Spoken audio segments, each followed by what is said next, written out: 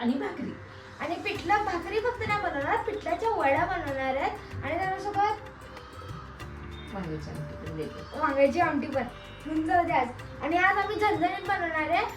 तर चला रेसिपीला चालू करूयात वेळ न घालवता. तुमचा पण टाइम नाही घेणार आणि एकदम इझी आणि सोपी रेसिपी आहे. घरच्या घरी घरच्या सामानात पण बनते.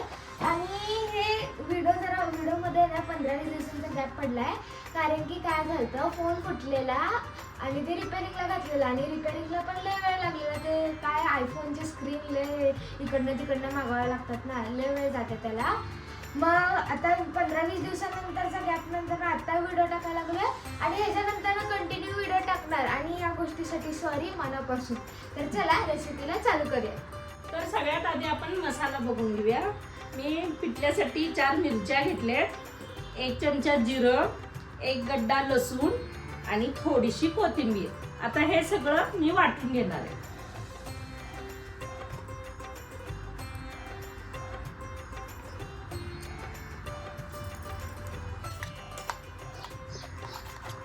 मसाला आपला वाटून झालाय. मी थोडासा मोठाच वाटलाय, कारण ते भाकरी संग खाताना दाताला लागलं ना, ते थोडंसं मोठंसं मिरची व लसूण वगैरे, तर खूप छान पिठलं लागतं. त्यामुळं मी जास्त बारीक केलेलं नाही, थोडंसं मोठंच ठेवलेलं. तर आता आपण त्याला फोडणी देऊन घेऊया. तर सगळ्यात आधी पॅनमध्ये तेल घालून कांदा भाजून घ्यायचा. मी कांदा बारीक कापलाय. जर मोठा कापला तर त्या वडीतनं बाहेर दिसतो, मग ते चांगलं वाटत नाही. त्यामुळं कांदा अगदी बारीक चिरून घ्यायचा. आणि आता तेल गरम झालं की मी त्यात कांदा छान फ्राय करून घेणार आहे.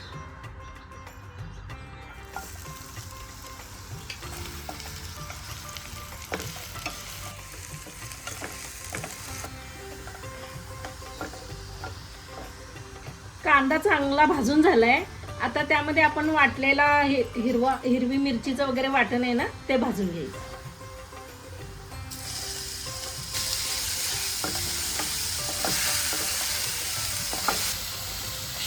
मसाला आपला भाजून झालाय. आता त्यामध्ये 1 चमचा मीठ आणि थोडीशी हळद घालून घेऊया.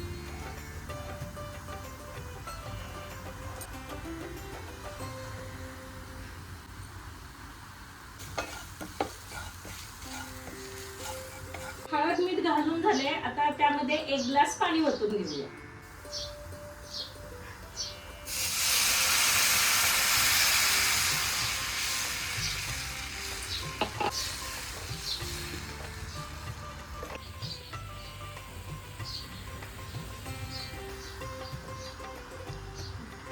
पाण्याला चांगली खळखळून उकळी आलेली आहे. आता त्यामध्ये आपल्याला मावेल तसं बेसन पीठ घालून घ्यायचंय.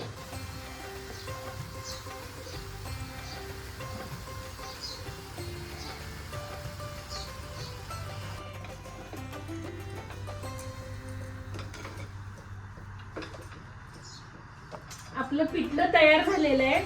पीठ अगदी एकजीव असं मिळून आलेलं आहे. आता त्याला आपल्याला एका प्लेटमध्ये तेल लावून घ्यायचं आणि त्यावर पसरून वड्या पाडून घ्यायच्या. पीठ प्लेटमध्ये चांगलं थापून झालेलं आहे. असं जास्त जाड नाही, जास्त पातळ नाही, मध्यम असं थापून घ्यायचं.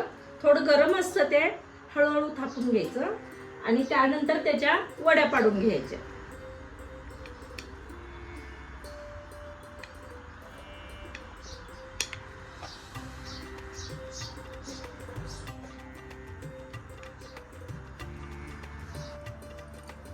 आपल्या वड्या पाडून झालेल्या आहेत. आता त्यावर थोडंसं तीळ घालून घ्यायचं. ते दिसायला खूप छानही दिसतं आणि आवडीनं मुलं खातातही.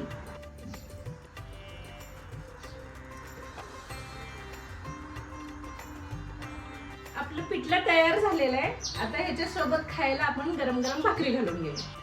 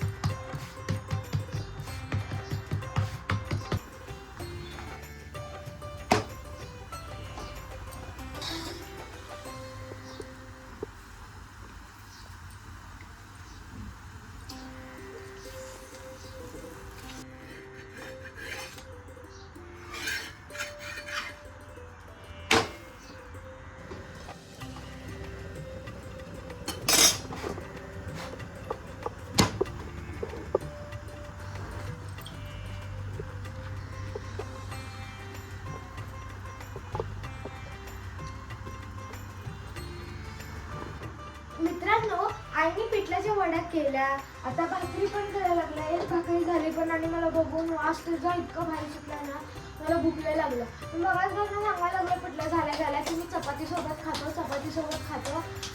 आई काय बोलली ऐका. आई बोलली की जे आपल्या गावाकडच्या भाज्या असतात ना, पिठलं, मसूर बिसूर आणि कुठल्या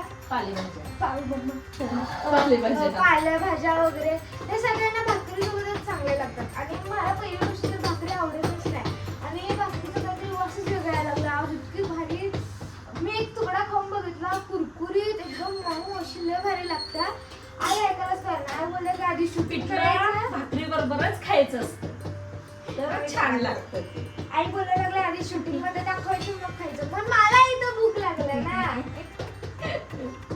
आणि आई आहे ना रोज नाही करत, कधीतरी एकदा वन सीन डार्क मून असतंय ना, तर त्याच्यात केल्यानंतरच करताय ती. त्याच्या ते पण भागे लागावं लागतंय. आज व्हिडिओच्या निमित्ताने केली तर ते बरं, तर अजून एक महिना काय खायलाच भेटलं नसतं. पप्पाला भाकरी आवडत नाही ग, त्यामुळे करत नाही. म्हटलं तरी करायचं की. तर आई काय भेंडी, अख्खा मसूर किंवा ते पालेभाज्या, हे 4 सोडून गोष्टी काय करतच नाही. मला तर किसच आलं पण खाऊन तर. डब्याला पण तेच असते, रोज तेच असते. कधी असं इडली बिडली देत नाही. दिली तरी सॅटरडे बिटरडेला देतात.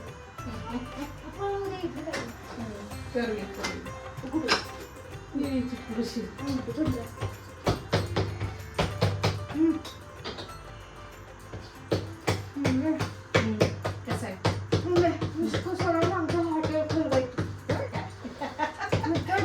इतकी भारी झाल्या ना, खायला इतकी भारी वाटायला कांदा. मी पहिल्यांदा कांदा गोड मला वाटायला लागलं.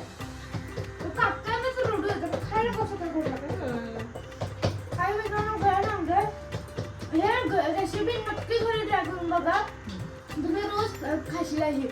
आणि यासोबत कांदा आणि लिंबू छान लागते, पण मला लिंबू नाही आवडत. कधी वांग्याची आमटी कशी झाली का? वांग्याची आमटी तर भारी झाली.